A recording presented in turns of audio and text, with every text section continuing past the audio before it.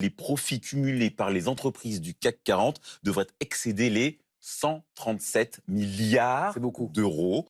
Pour vous donner une idée, ça représente plus d'argent que les budgets du ministère de la Justice, de l'Éducation, de l'Intérieur et de la Santé réunis. Les vieux briscards ne bougent pas d'un iota. Pour le moment, ils se contentent de bloquer de tout leur poids. Patiemment, ils laissent les jeunes s'épuiser.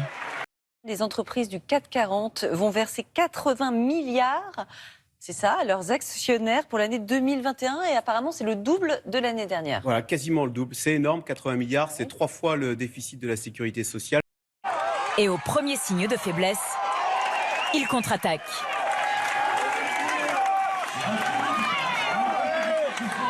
Très vite, l'affaire est pliée.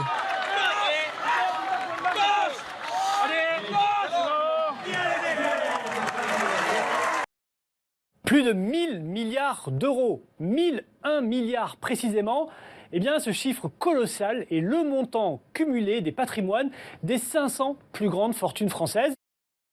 La France montrée du doigt après le fiasco de la finale de la Ligue des Champions. Problème de faux billets, organisation dépassée, réaction policière disproportionnée. Hier, les sénateurs ont appris sidérés que les images filmées par les caméras de l'enceinte sportive avaient été effacées car jamais demandées par la justice. Des larmes et beaucoup d'émotions pour les victimes et leurs proches ce soir à l'issue des réquisitions. Un peu plus tôt, la salle est bondée. Les avocats généraux, dans un exposé détaillé, précis, ont décortiqué la responsabilité de chacun. Les peines sont lourdes, très lourdes. La perpétuité incompressible pour Salah Abdeslam. Prison à vie, sans aucun espoir d'en sortir. Une peine rarissime en France, justifiée par l'accusation. Salah Abdeslam est resté jusqu'au bout fidèle à son idéologie et incapable d'exprimer le moindre remords. Il fera 39 degrés à Limoges, 41 sur la côte aquitaine, à Auxerre également. Donc c'est un air irrespirable qui s'installe pour ce samedi. Un samedi historique en France. Le jour le plus chaud prend fin ce soir.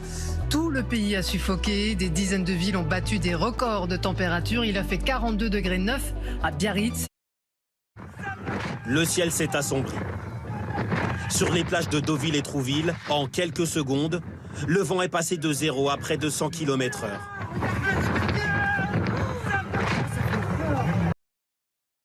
Les forêts de Gironde en proie aux flammes. 800 pompiers tentent désespérément de maîtriser 2 incendies à la Teste de Buch et à Landiras. 2700 hectares sont déjà partis en fumée. 6500 personnes ont dû être évacuées. Cet incendie est d'autant plus inquiétant que le panache de fumée est juste là, tout près des campings. Menaçant. Visible jusque dans le bassin d'Arcachon, au-dessus des plages, de la dune du Pilat, vidée aujourd'hui de ses touristes. L'ouest de la France a connu une journée historiquement chaude. Les records de température ont été battus un peu partout, notamment en Bretagne. 42 à Nantes, 41,7 à La Rochelle, plus de 39 à Brest, soit 4 degrés de plus que le précédent record dans cette ville. Température digne du Qatar. Les Landes replongent dans le cauchemar des flammes. Le feu a repris dans le secteur de Landiras, un gigantesque incendie qui a déjà parcouru plus de 6000 hectares en moins de 24 heures. 16 maisons ont été détruites. Oubliez les eaux turquoises, filmées ici en 2020. Voici les gorges du Verdon aujourd'hui. Par endroits, on peut désormais traverser le Grand Canyon à pied. Le niveau de l'eau a tellement baissé qu'il est désormais interdit d'y naviguer. La Bretagne à nouveau touchée par les flammes et cette fois c'est la mythique forêt de Brocéliande qui est en feu. Place aux orages. Après la sécheresse, ils ont commencé à éclater un peu partout, notamment à Paris. Une mâchoire dans le ciel, prête à s'abattre sur la côte. En 1 heure à peine, ce gigantesque nuage opaque a déferlé sur la Corse. La Corse balayée ce matin par un orage meurtrier d'une intensité inédite. On dénombre au moins 6 morts et 20 blessés ce soir. Des rafales jusqu'à 224 km/h ont été enregistrées. Un plan d'urgence déclenché à l'hôpital de Corbeil-Essonnes, près de Paris. L'établissement a été attaqué par des pirates informatiques. Ils réclament une rançon de 10 millions d'euros. De nombreux services, dont les urgences, sont paralysés. C'est une fois admise à l'hôpital qu'elle découvre ces images de vidéosurveillance. 3 mineurs l'approchant avant de lui asséner un coup à la tête et lui arracher son sac à main. Ça fait drôle, moi je vous le dis. Surtout que j'ai rien fait, moi, ces jeunes. Ils étaient 3, je sais pas pourquoi. Bon, je suis pas trop en colère parce que est-ce que c'est de leur faute ou faute aux parents, je sais pas. Ils sont jeunes, 15 ans. Moi, j'ai des petits-enfants de 15 ans. Oui, madame, oui. Oui, c'est vrai qu'on n'accuse pas. Non. Et en cette fin d'été, les prix de l'électricité explosent. 1 000 € le mégawattheure aujourd'hui. C'était seulement 85 € il y a un an. Au même moment, toute la production énergétique tourne au ralenti. Sur les 56 réacteurs nucléaires du pays, plus de la moitié, 32, sont actuellement à l'arrêt. Situation de plus en plus tendue sur le front des carburants. Elisabeth Borne lance la procédure de réquisition pour débloquer les dépôts de carburant. Pour les automobilistes, la situation devient de plus en plus compliquée. Accord et désaccord, le choix de la CGT qui reconduit la grève alors que 2 syndicats majoritaires valident une sortie de crise en signant les hausses de salaire proposées par le groupe Total. Dans les Deux-Sèvres, les grilles du chantier de la réserve d'eau ont été forcées par les manifestants. Le collectif Bassine Non Merci, qui rassemble des associations environnementales, s'oppose à l'accaparement de l'eau destinée à l'agro-industrie. Des heurts violents ont éclaté. La question du puisement dans les nappes phréatiques fait débat alors que la sécheresse persiste.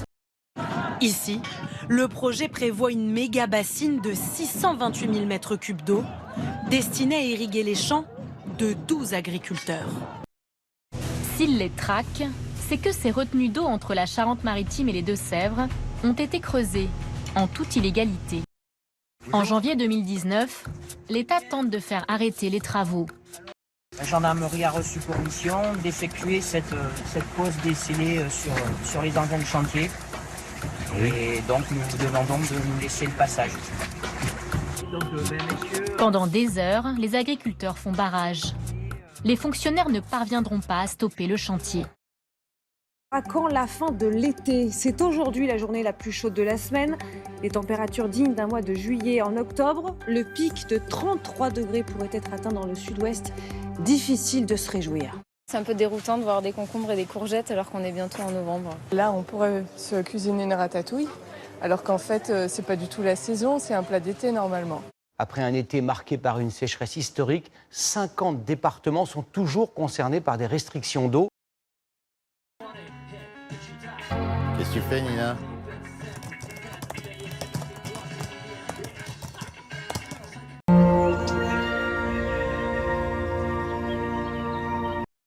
Comment expliquer que planter des arbres en ville apporte de la fraîcheur?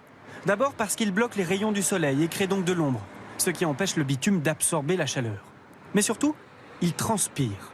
L'eau puisée par leurs racines est rejetée par les feuilles, sous forme de vapeur d'eau. Jusqu'à 450 litres rejetés par jour pour un gros arbre, l'équivalent de 5 climatiseurs. 17 hectares de plantes aromatiques et de légumes, pas de serre, pas d'engrais ni de pesticides et pas non plus d'irrigation donc. Et ça pousse ici depuis 3 générations. C'est pas un secret, hein. Le secret, c'est d'enfouir de la matière organique humide en décomposition, faire travailler la vie qu'on a dans notre sol. Les cultures vont ensuite chercher l'humidité qu'elles ne trouvent pas en surface, dans la profondeur de la terre. Ce chêne a une longue journée de labeur derrière lui.